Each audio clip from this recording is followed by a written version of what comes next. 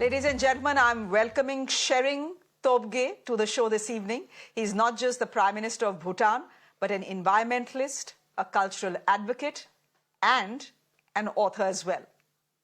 He joins me this evening to speak about his country's newest experiment with mindfulness and his relationship with Prime Minister Modi. Prime Minister, thank you very much for your time here on Mirror Now. Can I ask you what exactly is Bhutan's strategy when it comes to your tourism sector? You have beautiful mountains, your air is clean, well, relatively clean.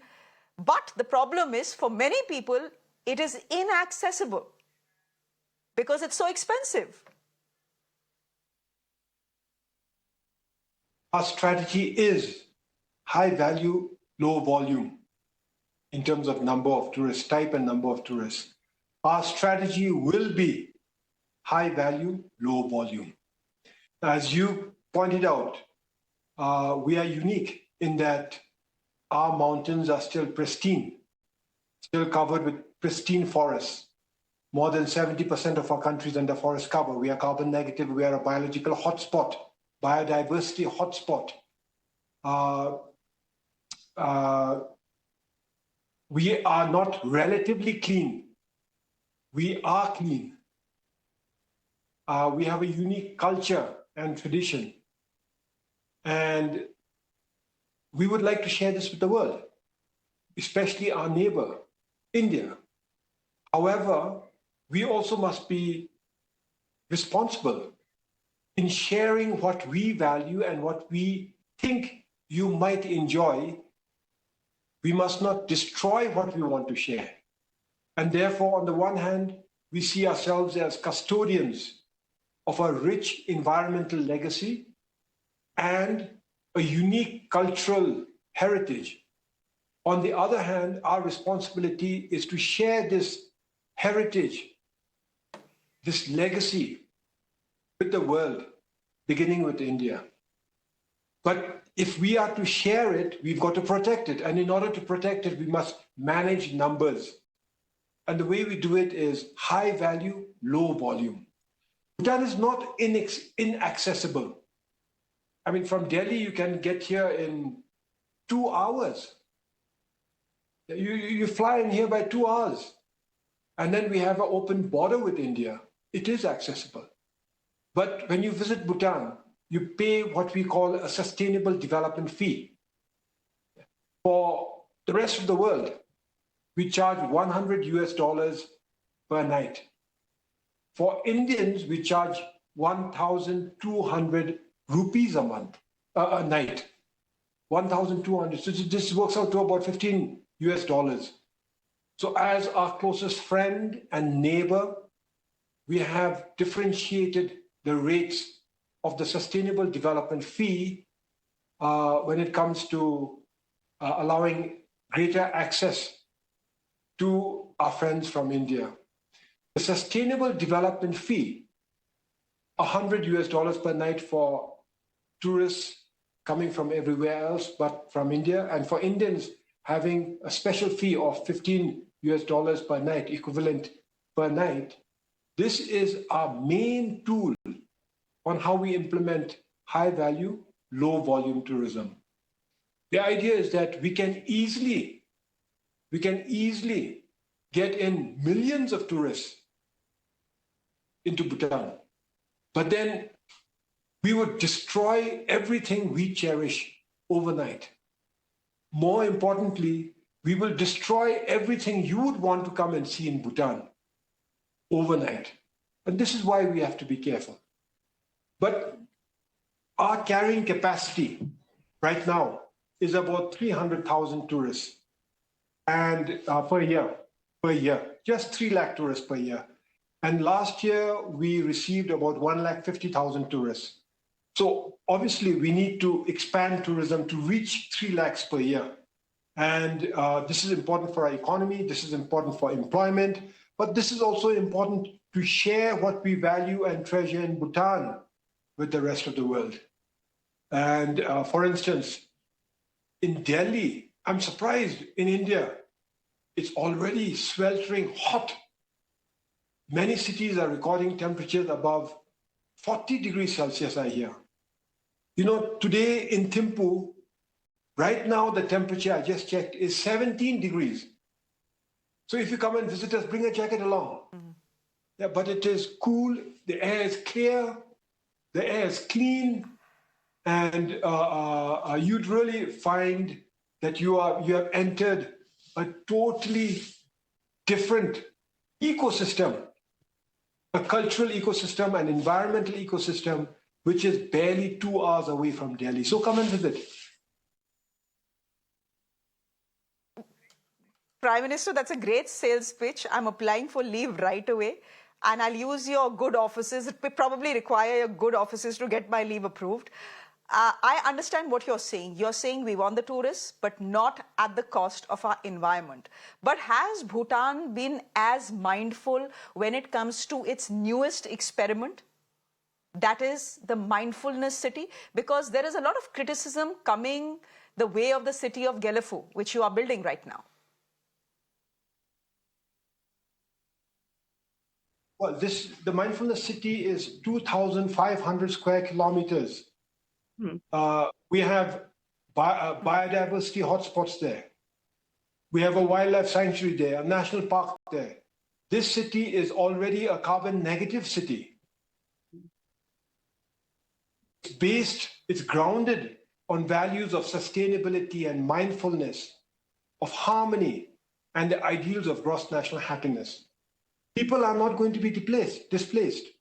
People will live there, and they are the ones who are going to benefit immediately from the city. We've had nothing, at least I've heard nothing but absolute support for the development of the city from environmentalists, from planners, from urban planners to investors. Sir, may I ask you what the big vision is for this mindfulness city, what exactly it means and hopes to do? This is a royal vision of His Majesty the King. Develop a part of Bhutan so that Bhutanese youth, now and the future, will have access to meaningful jobs and prosperity.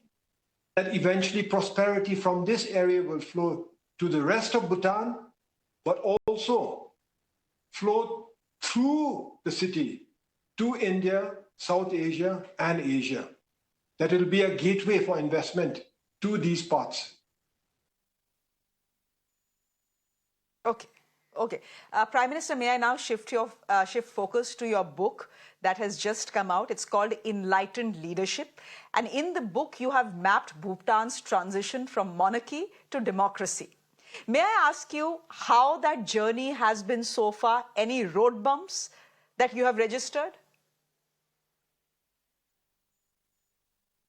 The true success is that our democracy is absolutely unique in that it was established in a time of unprecedented peace, stability, unity, and harmony. It was imposed by a loving monarch on a reluctant population. Democracies don't begin that way. Democracies are born out of strife, of civil strife, of bloodshed, of revolutions. Bhutan is the only country in the world, is the only country in history where democracy was born in a time of unprecedented peace and stability and unity. Democracy was started in a time when people were hopeful of the future, when prosperity was enjoyed by the entire population. And because we enjoyed peace and stability and prosperity and unity, people didn't want democracy. But it was our king who said that for the future integrity of the country, we need to have democracy. Therefore, he imposed democracy on us. So the very way it started has been unique. We've had 4 elections since then, and we've changed the government on each election, and the transition has been very peaceful. And so this is also unique.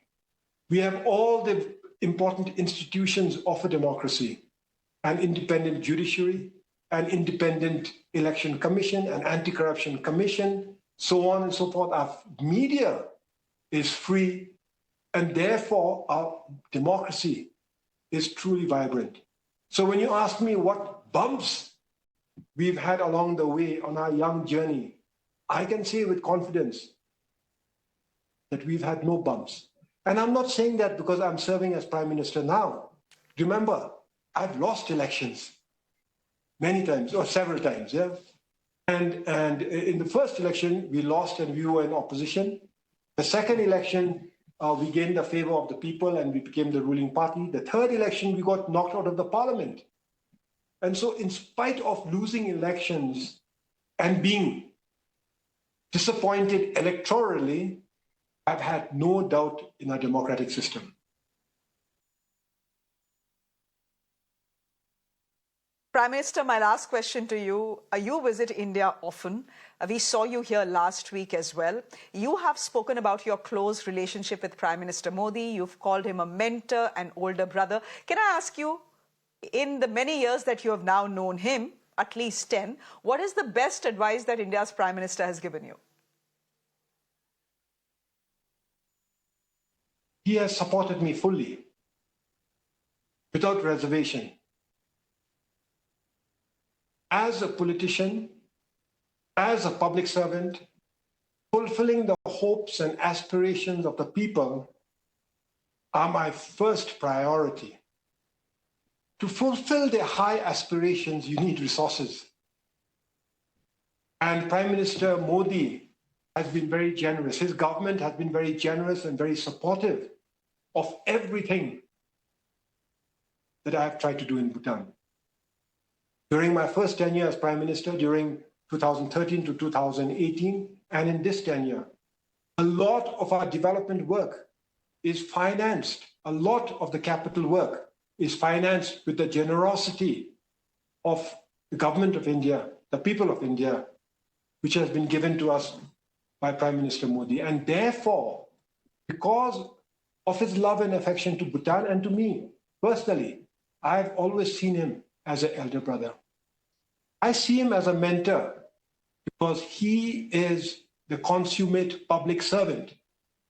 He serves 140 crore Indians, diverse backgrounds, very complicated country, yet he's devoted his life to public service.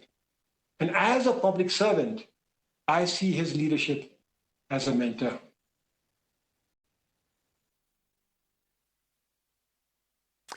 Prime Minister, I thank you very much for your time here on Mirror Now. Thank you for taking out the time and speaking to us. Good to hear from you. Thank you so much.